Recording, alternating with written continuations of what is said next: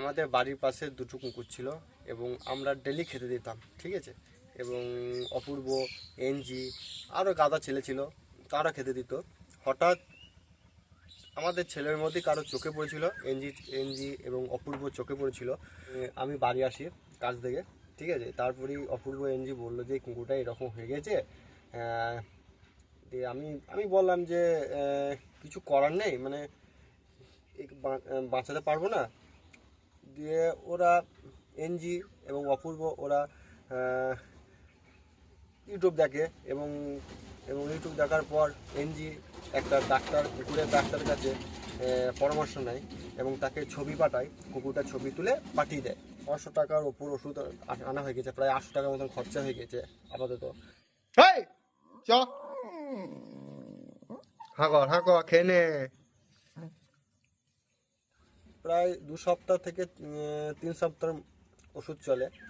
ওষুধ চলার পর ইদানিং পরশু দিন দেখছি হেঁটে যাচ্ছে, আর খুব ভালো লাগছে। মানে যে হ্যাঁ টাকাটা খরচা হয়েছে হোক, কিন্তু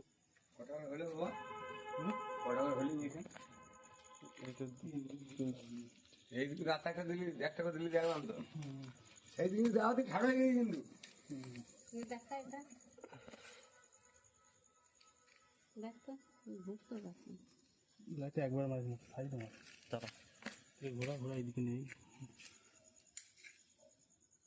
আর একটু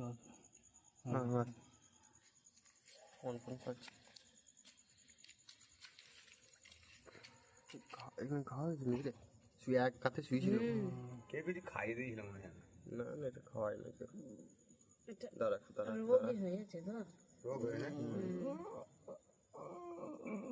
এটা বলছে হঠাৎই এরকম হয়ে যায়।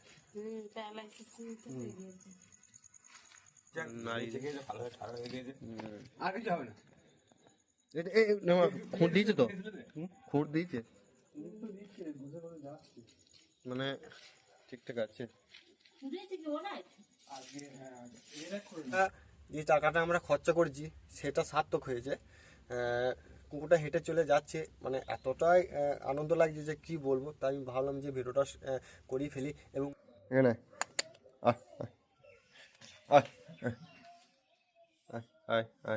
তো ঠিকঠাক হয়ে গেছে। আর তুই ওঠ।